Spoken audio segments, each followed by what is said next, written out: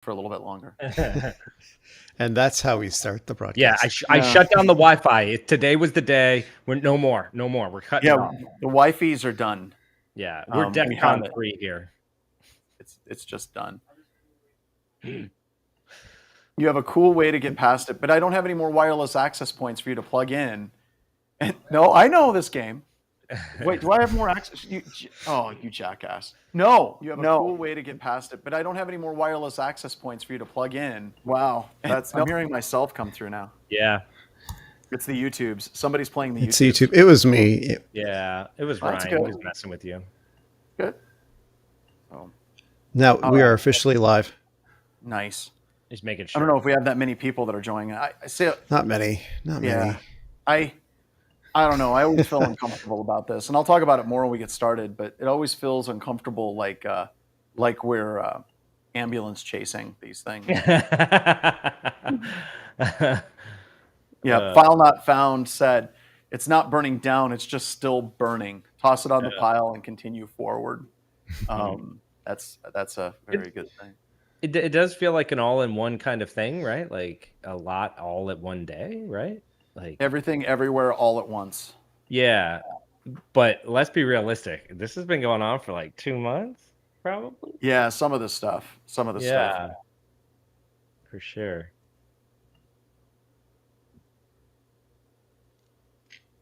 So yeah, disconnecting the internet, unplugging from everything after this. This is it. It's too scary out there.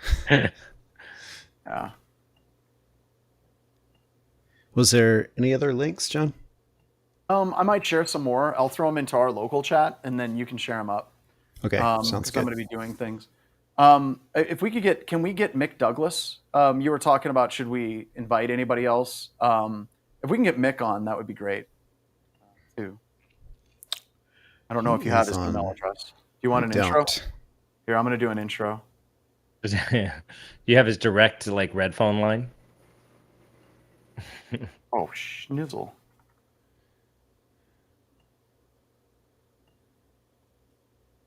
Go.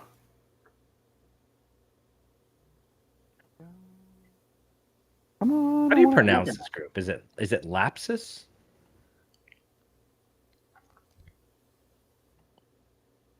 I was going to go with Lapsus. Lapsus. All right. They're just like dropping. They're mad crazy.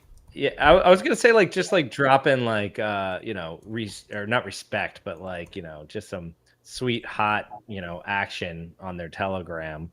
There was one of the articles I read, and let's not talk about it too much. But I do want to discuss this sweet hot group and what they're doing. Lapsus. There was somebody also, I was gonna say surprised they're not Russian. I don't think they're South American. That's the word. As far as what people are saying, that's the word on the street. That's the word. Yeah. Be a bunch of bored pen testers on the weekend. Who knows? Not that that's never happened again. We have some echo on the audio. I'm going to pull my speakers back. Try to do that. I do have a gate, though. It seems to be doing really well. LUTSec version 2.0.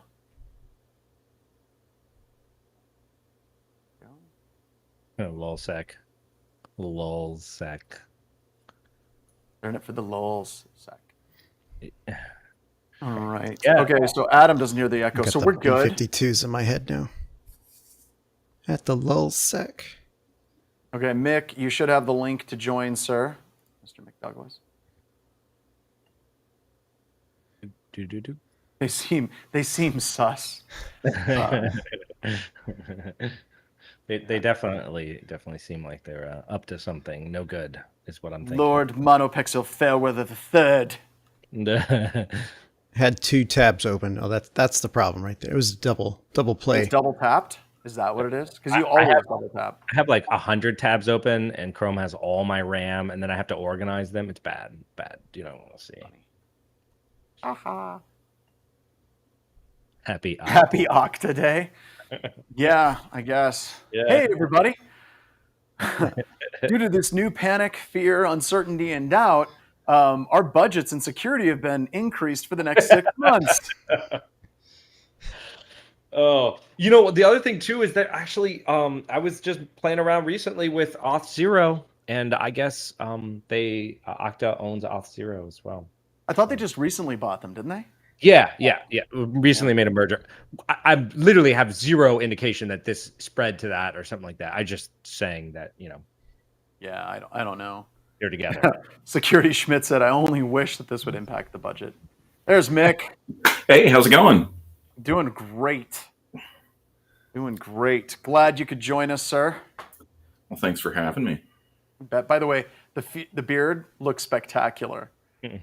And I say that because Ralph and I were going for like the scruffy, like, Oh. you know, we've got the scruff John, literally, going. I shave this every 2 days just to What? keep it. Yes, dude. I couldn't grow facial hair until I was 24.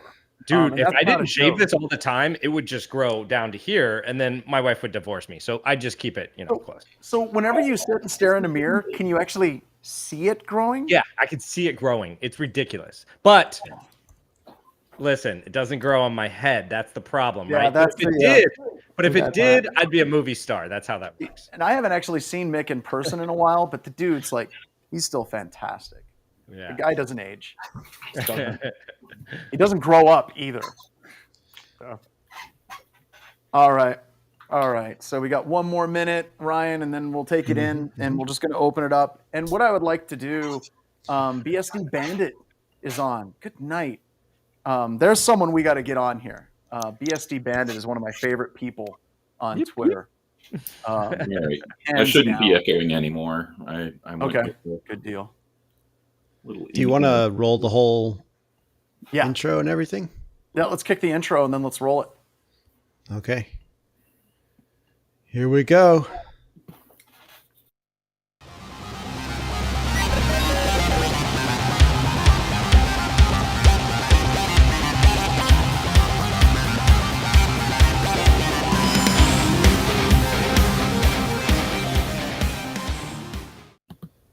Hello, everybody, and welcome to a very special edition of Black Hills Information Security talking about news, or as we like to say in our company, totally not ambulance chasing. At least we're trying not to. Today, I am joined by an illustrious crew. As always, Ryan the Shootist makes us look and sound better than we deserve to. Ralph is on, as always, and then Mick Douglas. We've talked about Mick. If you're at a con, you're going to see Mick and I together. Mick is my brother from another mother. He is the guy I go to for advice when it comes to computer security, Windows security, just kind of fact-checking things. And anytime I need some really cool tunes, he's the guy I turn to always. So thank you very much for joining, Mick. I appreciate it. And Ralph, as always, I know that there's other work you could be doing. I appreciate you coming on as well. And one of the things I wanted to kind of start with, and then I want to open it up to people asking us questions. So I want this to be the vortex of free consulting, okay? Because usually whenever there is an ambulance chasing webcast, it's going to be someone sitting down and, you know, talking to you about stuff. And I want to do that, of course, but I would also really like to get the questions from you all directly. So kind of queue up those questions. I want to set the stage a little bit. We've got the Wired article, I think is a pretty good one. Where we're talking about lapsus,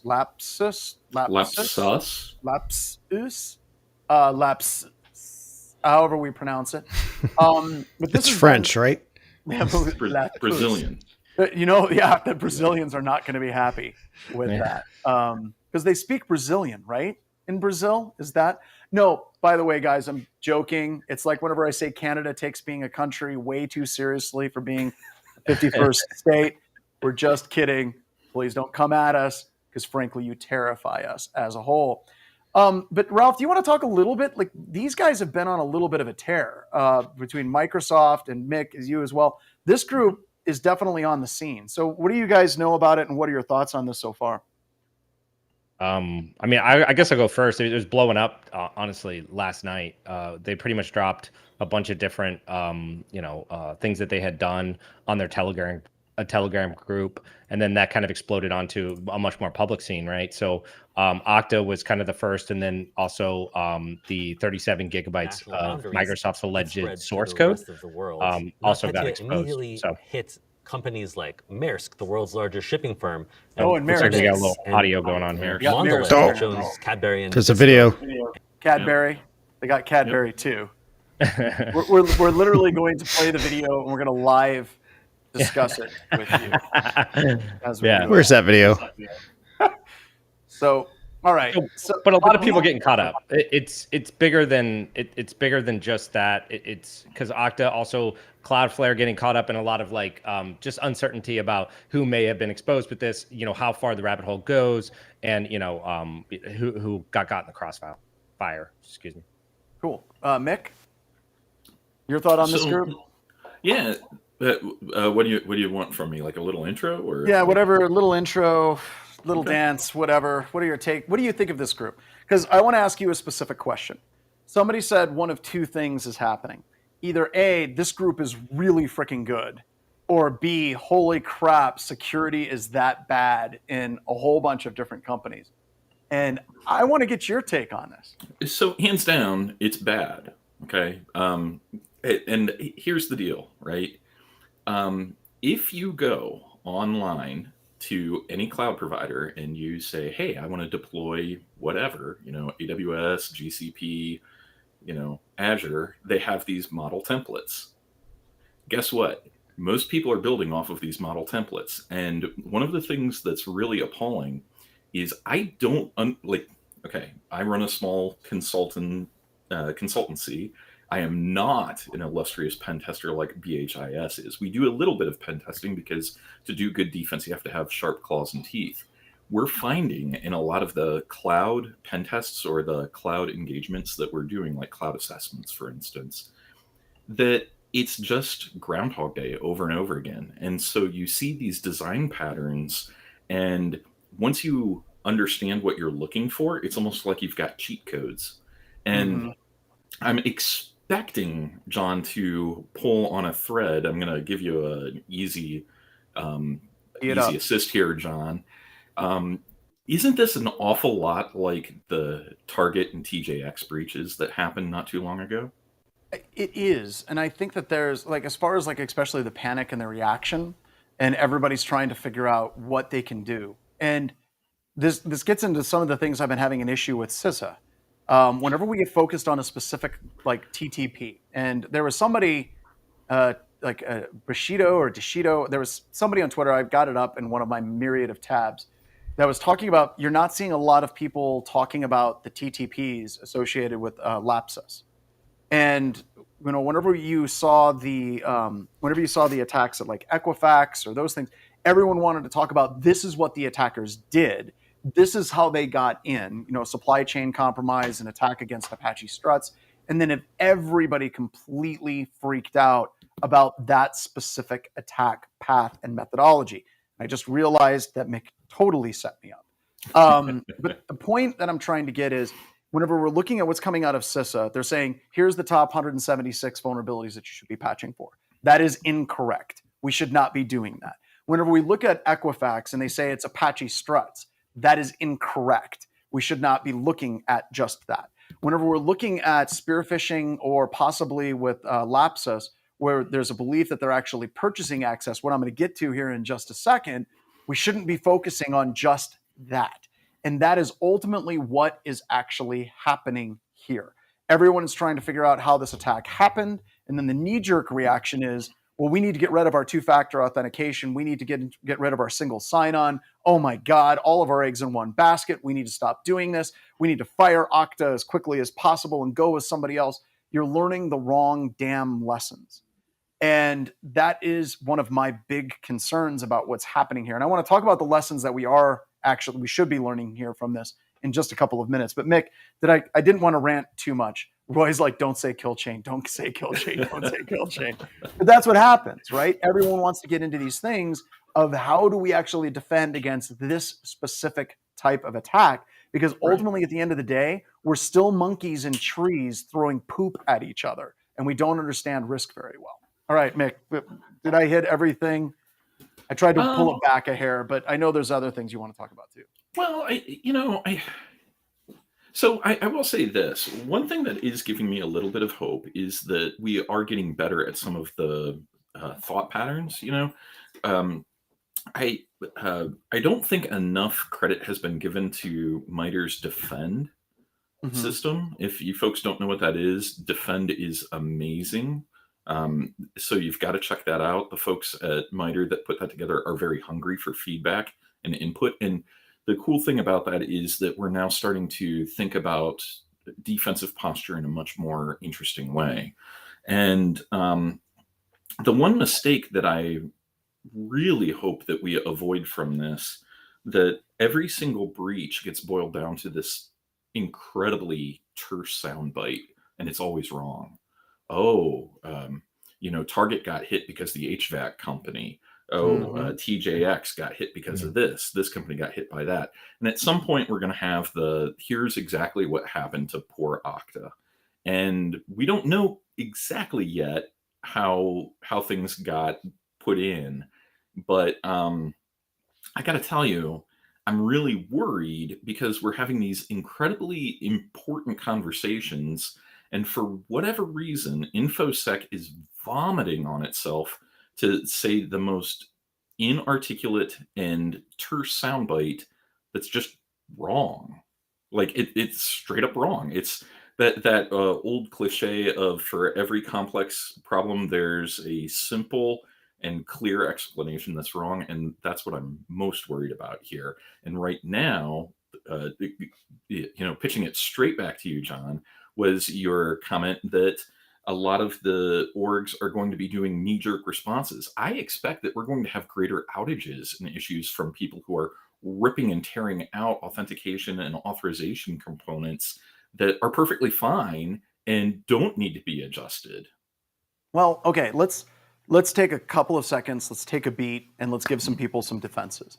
So I'm going to share out some links. So Sigma has a bunch of Okta rules for watching the logs on Okta. So I just shared that with Ryan internally. He's going to share that up with everybody here in just a second, and we can talk about this. Now, the thing that sucks about what we're about to tell you is this is becoming like motherhood and apple pie land. Like this is the basics and fundamentals.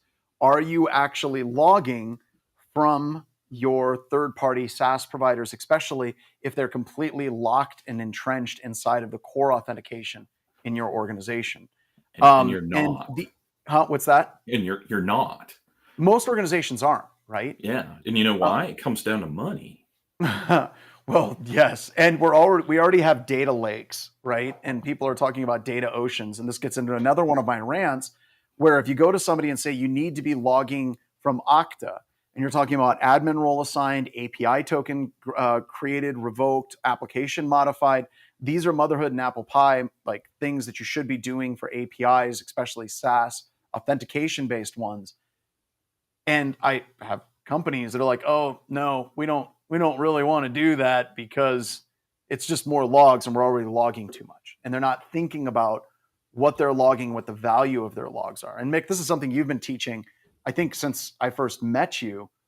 Log the right things Right. and try to do the analysis on the right things. And don't ignore the right things because you're already logging too much, right? Right. Well, it is so. I met John back when I worked at a library. Like, honest to goodness, I was a card carrying member of the American Library Association. So when I say that we worked at an org that had no money, we literally had none.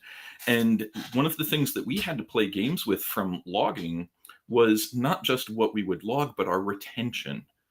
And I want to be clear, I'm not advocating that you thin or cull logs that are required for, like compliance reasons. Keep those, right? But for the logs that aren't worth anything anymore, like throw them out. A lot of logs age like milk. And so that allows you to cast a wider net and gather a lot of logs, but maybe you keep them for a week or 3 days and then just roll them off because you don't care about them. Keep the stuff you care about. And that's where like we're seeing a lot of problems in the cloud is that these third-party vendors like Okta or even just the cloud providers themselves, they actually have a strong perverse incentive to have really poor default logs because any resources they dedicate to logging is less compute, less IO for another client that's paying money. So you don't ever want to listen to them on what you should be logging at all. Yeah, absolutely. The other article I just posted, Ryan, in the private chat, is another set of rules from Elastic. So we have two sets of rules. They're different. They're both in GitHub. One is from Sigma, and the other one is Elastic rules for Elastic DTEX. So we've got both of those shared with everybody.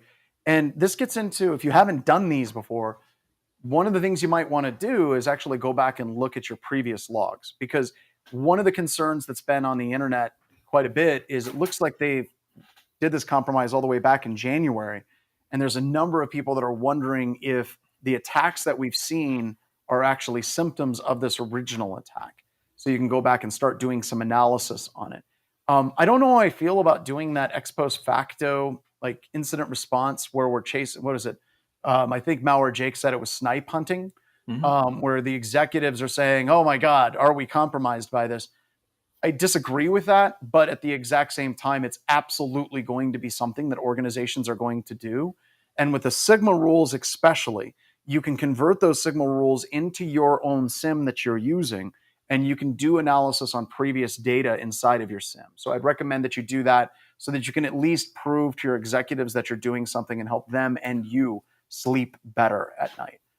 Just a so fine point though on the Sigma. So I am a huge and open and rabid fan of the Sigma project. The tool that you will want to use to accomplish that is part of Sigma called Sigma C, the Sigma converter.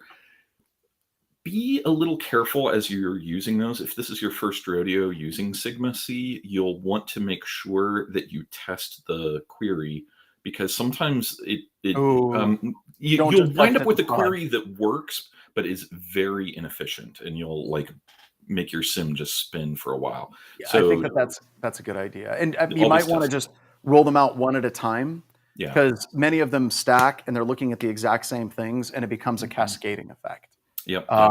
So I think that's a really good idea. So there's been some hot takes, and Mick, I wanted to get your hot takes on some of these. One of them is from Dade, 0xDADE. I've done some things with him at DEF CON, whose slide is it anyway, and things like that. And one of his takes was, proof of compromise of a single user does not indicate, nor does it imply proof of compromise for all users. Yeah. And he says, in sense, maybe we need another reminder, even MFA is not a silver bullet. If your compromised user workstation, I'm remotely screenshotting their workstation as it appears, I can tunnel traffic through that.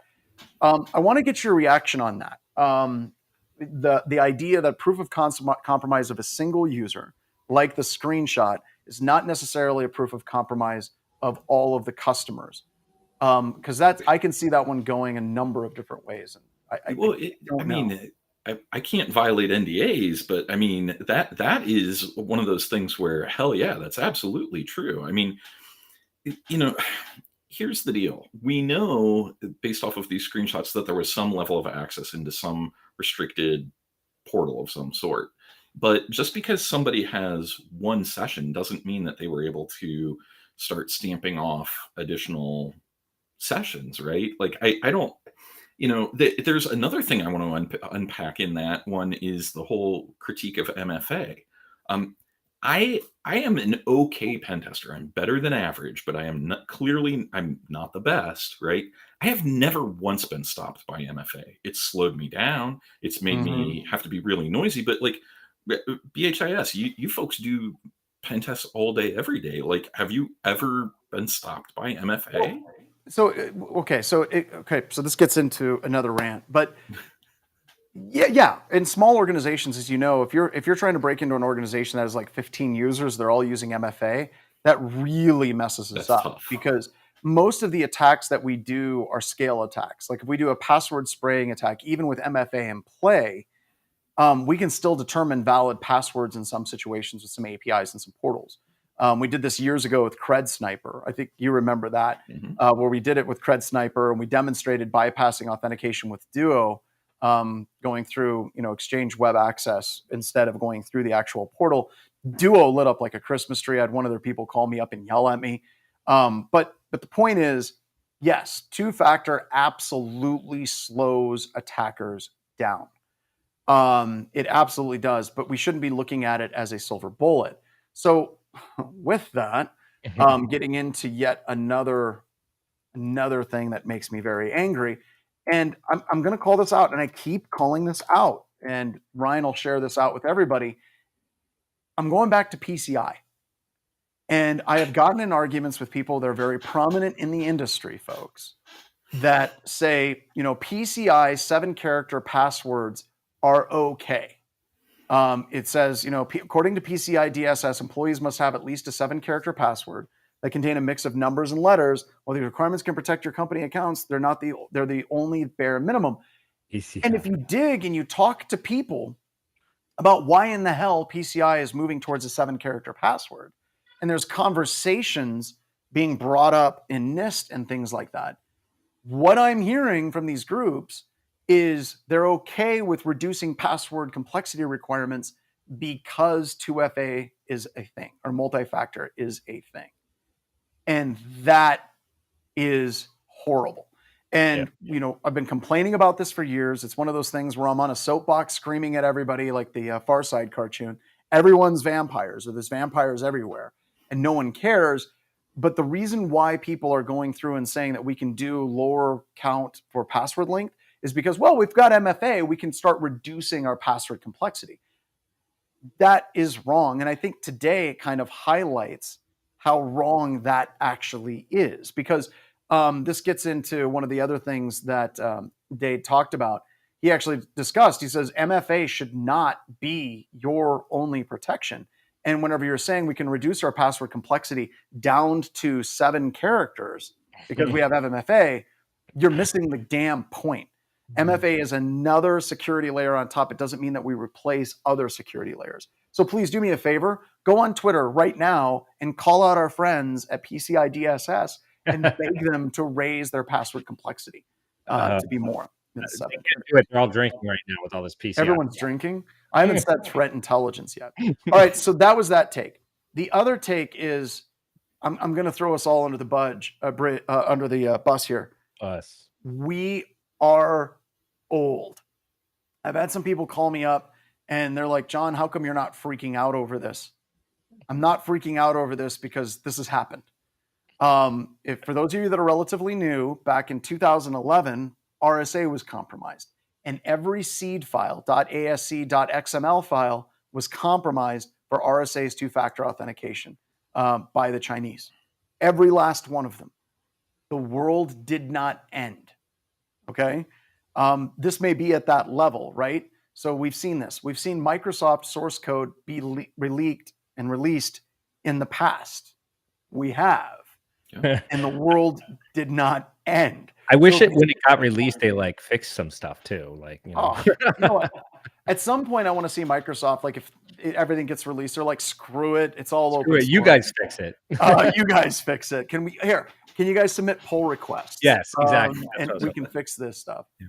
So that's one of my takes is I don't know if I don't care because I'm turning into Bruce Schneier, where, he relates everything to the way it was 15, 20 years ago.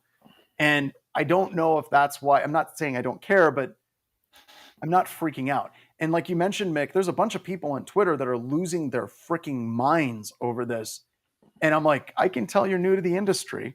First, welcome. Here's your scary breach. So what are you guys' take on this? Should we be freaking out about this more? I actually think we should. I'm not going to. And part of the reason why is I'm open sourced, not by my choice, right? Like my wife used to be a parole officer, and as a result, we were in the Office of Personnel Management breach. So, hey, there's nothing about me that's not out there, right? So personally, I don't have anything to fear anymore in a very pathological way. But I do think that I do worry a bit about how reliant we're becoming on these tools. And I do worry that I'm actually more concerned about the attacks that we don't know, right? Mm-hmm. Like The one that I thought you were going to go with was how years ago, Project Aurora, how the Chinese government stole code from a lot of U.S. companies, including Google, and they got the Google authentication algorithm at the time. Gia. And Gia was the name of it. Yep. oh, you're right. You're right. I'm so sorry. No, you're right. It was Aurora, but the source code for Google single sign-on authentication was called Gia. Yep.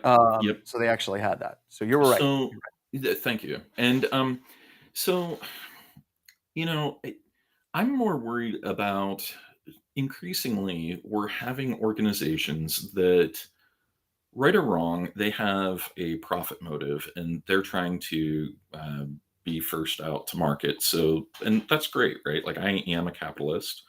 But I do worry that we're increasingly putting these orgs in a position where they're incented to put buggy code out, and the implications are that threat actors can leverage them in some very unsavory ways.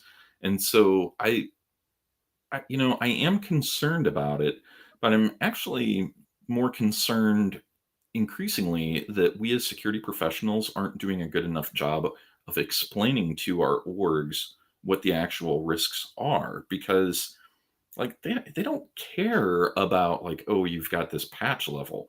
They do care a great deal about, hey, we're going to have regulators sitting right next to us, and every single day we're going to be making a design choice. They're going to be going or mm-mm. And that is incredibly disruptive to an org. I agree. There's some people that were asking, well, what breaches actually scared us? The RSA one was scary. The OPM hack was scary because I had my SF86 completely. China never released that data, though. I don't think it was ever publicly exposed, right? So, like, even though China has all the information, just for context, I don't think it was ever like publicly distributed, right? They kept it was that. not. It was not. And I've heard some people talk out their butts and be like, well, I've got it. And I'm like, no, you don't. No, you don't. So the OPM hack was bad, but I think the vulnerability that scared me the most, even more than Log4j, was Kaminsky's DNS. Because that was fundamental, right? That was at the protocol level. That was the way everything worked except for DJ DNS. And it wasn't just like Microsoft. It was literally the entire internet was on fire. And Mick, I think he shared it with a bunch of instructors. I think you were one of them before he actually went public. No.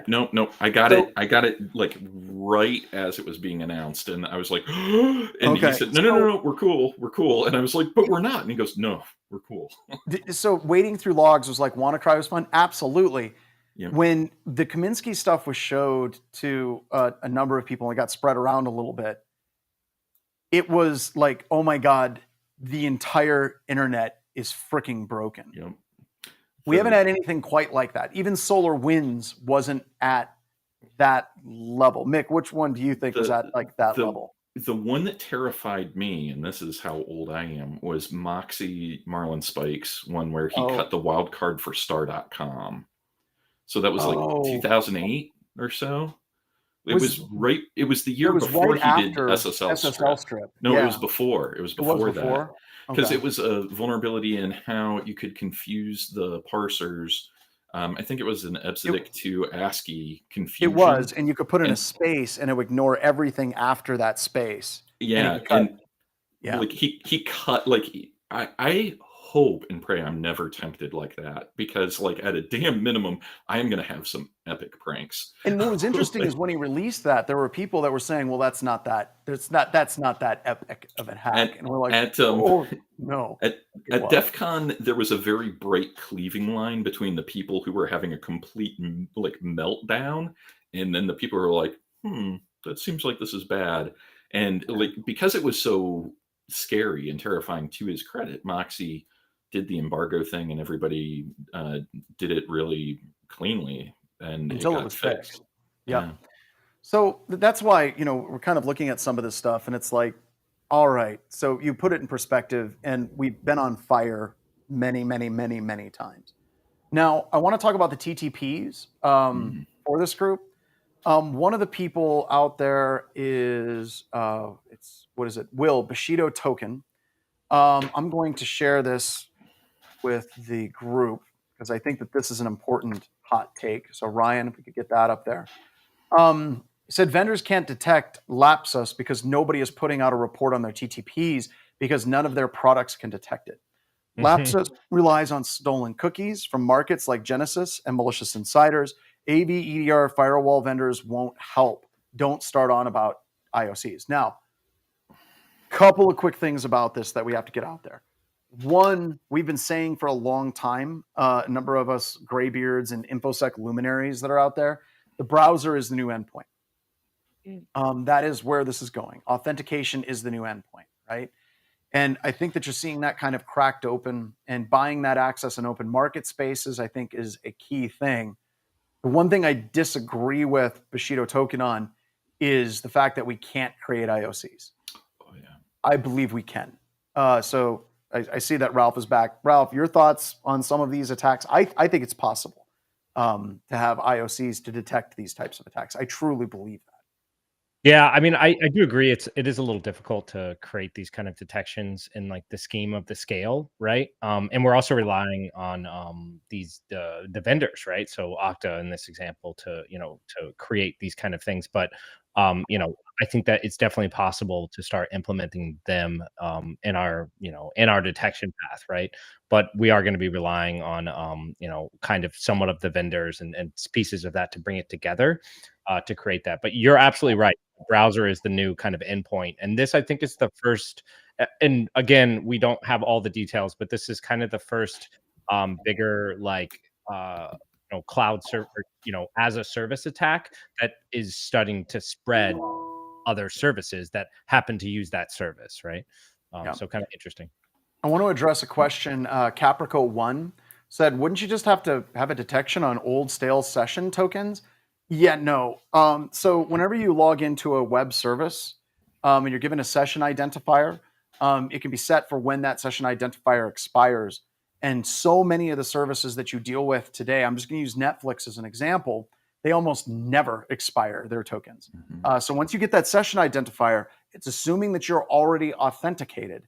And every time you open up your browser, it resends that cookie or that session identifier again. And it's almost like a forever cookie for many websites. You can continue to renew that session as well, so that you can keep getting a session that has a new expiration date, right? Using the current one that you have, which again brings up to your point, kind of like this forever session. And there are ways to just continue to renew a session to keep it alive, so that you can keep to use that, like you said, forever. Now, there is a neat twist. There is a neat twist that you can do here. And for some of my more risk-adverse clients, what I advise them to do is if that session token, that cookie value, becomes presented from a different ASN, not an IP address, but at the ASN level, you can bump that session into the something a little weird is going on here, and we're going to audit it a little bit more. Sure. Maybe not force a redo, like a force a relogin, but something, you can start inspecting them a bit. I would say for some services, like if you're looking at like an admin panel or something like that. Oh, hell yeah. Yeah, if you got duplicate logons, you need to expire those sessions right away. Yeah. And somebody had mentioned UEBA, or Jonathan King said impossible travel. I think that that's a great example of one of the IOCs.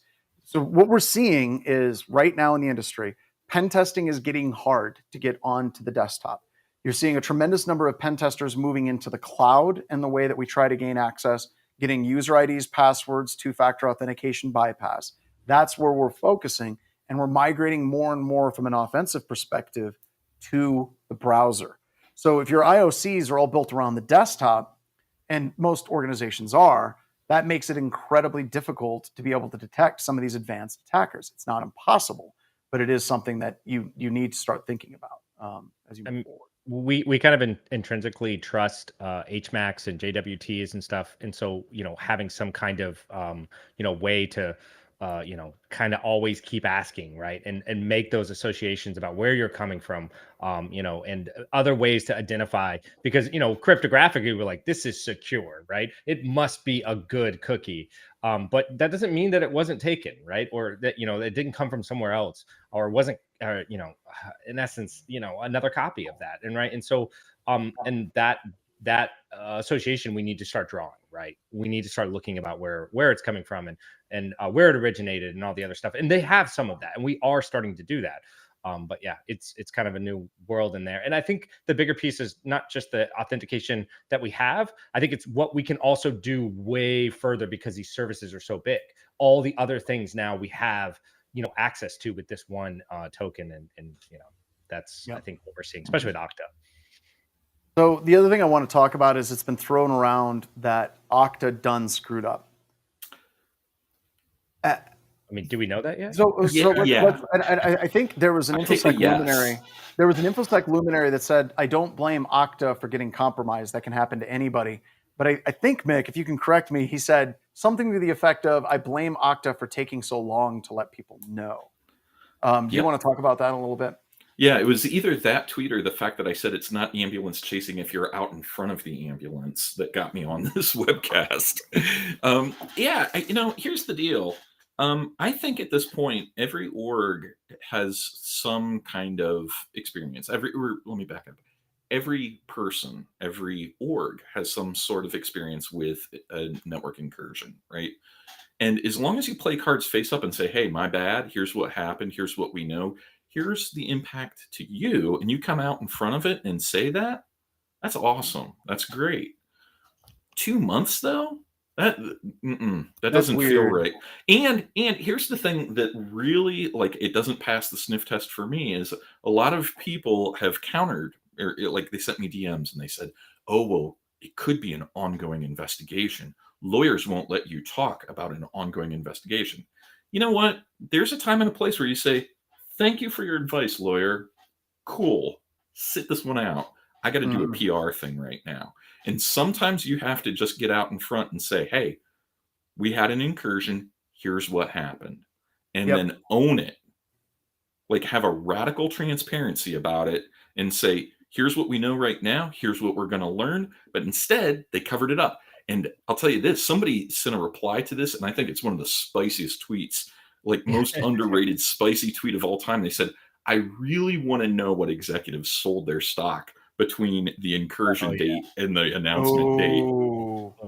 That's going to be spicy. Another spicy take was Capricorn 1 said, "At least it's not the intern this time." Which I think is God. pretty good. But it's don't funny blame because it's true. Yeah. So I've got another one I want to talk about. Okta, I don't know if you all remember, back August 31st of 2021, they put out a little survey. They said, "What percentage of customers will cut ties with a company if it suffers a data breach?" And 38% was the big winner. It was pretty even. It was 15, 38, 62, 80. But the thing I think is interesting about that is that came back to bite Okta in the ass, right? Okta was trying to use that as marketing. It's like, well, if you get hacked, people won't do business with you, right? And I'm sure that made that in their marketing propaganda. And I wonder sometimes if that's coming back to bite them. Because if you look at Cloudflare, I think it was the CEO said point blank, we're looking at possibly replacing Okta in our environment. That's hard. That's really hard on them. Like that, you don't usually see CEOs of companies going out and smoking one of their business partners publicly. And that gets back to Mick's point. Do they know something that we don't? If they're already talking publicly about replacing Okta, Cloudflare is a big company. There's a very strong possibility that they might know more about what's going on than we do. Well, the cynic in me says, though, is Cloudflare up for their license renewal? Oh, yeah. Because that would be some extra awesome negotiation power at that point. Well, let's talk about that. Giving people history. There are people this is the end of Okta. No, it's not. It's not. RSA, like I said, RSA, one of their core businesses was two-factor authentication. They got popped, and they're still in business. In fact, it was so bad with RSA that RSA flat out told their customers that were non-DoD that they were not going to give them a refund or recut their .asc or .xml files. So if you think this is going to end Okta, totally not going to happen. Any one of these big like breaches where they just shut down? They were like, all right, that's it, we're done. That was it. That was Wasn't there an attack in the Netherlands? DigiNotar, didn't they go out of business because of their root certificates were compromised? Yeah, I that's think CA, their but main customer was a DoD in Scandinavia. I can't remember which, but DigiNotar was smoked, and I think they went out of business for it. Well, I mean, Yeah, it's but like I just think of all the ones. Target, you're not shopping there, right? No. Nobody shops there anymore. The OPM, I decided to stop using that because I really had a choice by the first place. We could just go down the list, right? Like, just think of SolarWinds. Do you think? I mean, the government just probably still buying SolarWinds. I don't know. Yeah, whatever. Well, in 2015, Harvard Business Review did a study on it for publicly traded companies. The ultra majority of them, 6 to 9 months after a breach, their stock is actually trading up. Now, for some orgs, this is a problem, not in the way you're thinking. They're up, but it's not on the same growth curve. And through compounding interest and issues, that is a lot of money. But in terms of like an adverse cyber event, like let's make it even broader. I think globally, the notable events that have brought down a company could be counted on 2 hands, maybe even 1. So I got a question for you. C9 said Okta has denied that there was any actual data IP stolen. I'd be surprised. Now, I have to look at their wording. I don't think that they said that. I think that they said there's no indications at this time or something like that. It's just PR. It's like Nick said, lawyers are involved. Yeah. Well, so here's what I've seen of the evidence so far. If you had some tool that allowed you to do like a session surf, like over the shoulder surf, and do screen grab, that's what we've got. So I don't have proof. I mean, and maybe, prove me wrong, folks. But everything that I've seen so far, it's that they were surfing a session with somebody. And I mean, not to poo-poo what they accomplished. I mean, that's great. You got in, you saw that stuff. But in no way does that show that they had like access to the data, to the source code, to the ability to cut and generate tokens and credentials and stuff. So, I don't know what they really have. But if you look at that phrasing saying no indication at this time, that is a legal that is a legal answer, right? Also, how many times have this come out and it's been like, oh yeah, it's nothing bad happened here. Everything was good. We're just gonna go ahead. It usually turns to be a little bit something more, right? Bradford Liddell, I might be mispronouncing it, said Okta execs sold 3.7 million in stock last week. I mean, that's normal, right? It was a planned trade. It was planned. They planned it out 2 months ago when they found out. And here's the exact quote. Flackfest said, the actual quote from this is no indication at this time. Wow. Yeah. So, woo. So this is starting to look more and more smoky and more fiery. But SolarWinds do the same thing. Like, I mean, are we in a time machine with a different company and a slightly different attack? Well, it just keeps repeating, right? All of this has happened before, and all of this will happen again. Somebody on Twitter hit me up and they said, "What are you going to do when BHIS gets compromised?" And you can't. We're going to do everything we can to make sure that doesn't happen. But if it does, you're going to give them an iPad. We're going to give them an iPad. No, remember the hack.txt file story? Oh my God, you're right. I forgot about that. Super Happy Fun Time APT Generation Toolkit, Mick. Yeah. That's right. So we had this thing. It was Super Happy Fun Time APT Generation Toolkit, and it was compromised. And in there, I had him put a text file. It said, to the hacker.txt, something like that, Mick. And it basically was this write-up. It said, congratulations, you got access to this file. I sincerely hope that you would it wasn't super sensitive, but it was just like this text file. And I said, reach out. And they reached out to Mick. And they were like, holy crap, John got me. Because they thought that I had actually seen everything. But yeah, Super Happy APT Fun Time Generation Toolkit was a tool you could upload any executable, and it would encode a message in Russian, Korean, Hebrew, Chinese, depending on what you wanted your malware to look like. And we did this because everybody was like, see, this is created by the Israelis because it has Hebrew in it. It's like, come on, that was crazy. But no, they got an iPad. It was a bug bounty program at that. And we said, thank you for that. But that depends on how you handle it, right? I think, if we had a serious breach where customer data was on the webs, right? You have to get out in front. And that's like Mick said. You have to get out in front. You have to own it. And that's the only way you can do it. The other thing is, if we're looking at Okta, if we're looking at Microsoft, we're looking at cloud services. This is something I always talk about. If we're running Microsoft, we got two-factor authentication enabled in absolutely everything, and somebody finds a bypass for that. The story is Microsoft two-factor authentication was compromised, not BHIS was compromised. We're another victim of that attack. And spinning it that way, I think, is incredibly important whenever you're talking about these things. Insider threats are a completely different thing. Hopefully we don't have to deal with that as well. But get out in front early and often. I did this thing for Security Weekly years ago. It was basically to the eventual hackers of Security Weekly. And I wrote this letter to the hackers. And about 3 years later, one of the Security Weekly servers were compromised. And we did a show walking through the IR on the compromise. And we literally used that letter and got out in front of it. And the blowback, there were some people that made fun and like, well, you guys suck.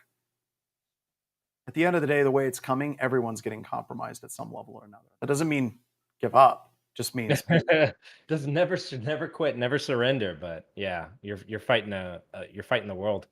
Mm-hmm. Absolutely, absolutely. So yeah, all of this, we're kind of winding down. I'm going to go back to the same thing I say a lot: core fundamentals. Don't try to install specific patches. Have a patching program. Core fundamentals. Don't rip out one MFA for another. Have MFA in conjunction with long and strong passphrases. Security is all about layers. It's always been about layers. Stick to those fundamentals. And I don't know, the Okta, the LastPass, all of the stuff moving into SaaS solutions scares the bejesus out of me. Yeah. And this is just one breach. But as you get older and you get more and more gray beards that show up, you're going to encounter more and more of these breaches. And I'm going to say there's going to be one that's going to be far worse than this, probably within the next couple of years, because that's an easy prediction to make as well. Yeah. All right. Anything else, Mick, Ralph, that you all want to add? Well, one thing that I think that defenders should do is take heart. What you should do is learn from how attackers are getting into your infrastructure, whether it's an actual incursion or a pen test or maybe even a purple team. Like, sit down and learn how the attacks actually work. A lot of the defenses that we do are incredibly brittle and easily sidestepped. And once you understand how an attack really works, you'll see that an attack chain requires a lot of different things to all line up.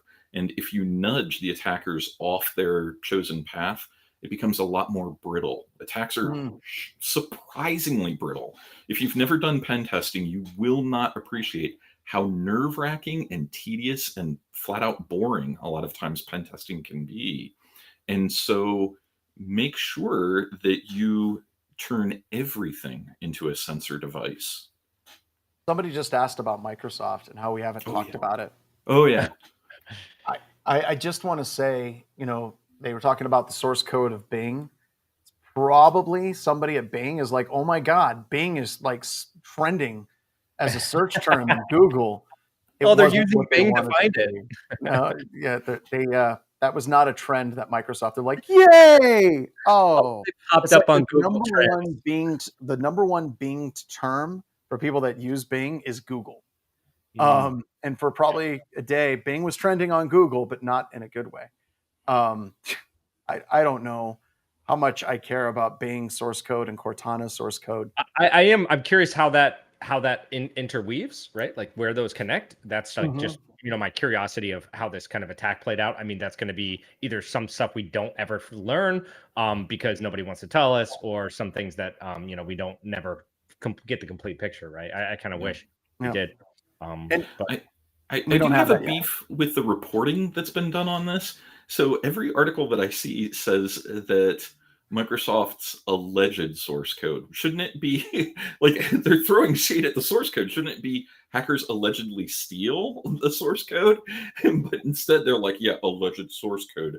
Bing. Well, you get to, what is it, 35 gigs or 37 gigs of source code?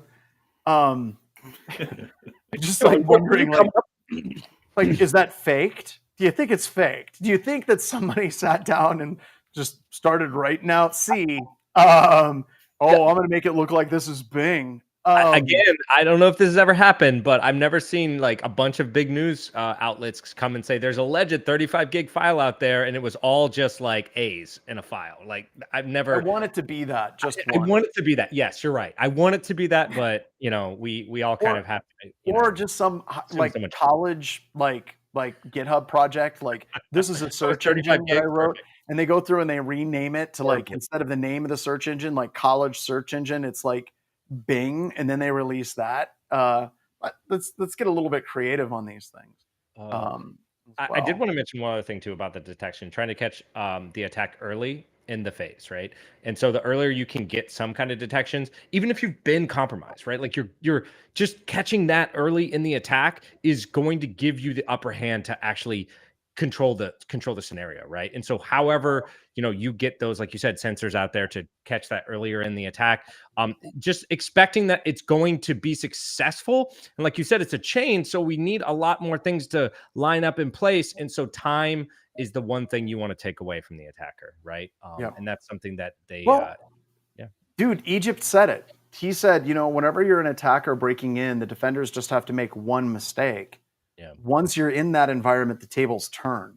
The attacker just has to make one mistake to get caught. And like Mick said, everything should be a sensor point. You should have tripwires everywhere in your environment. Make it hard for the attackers.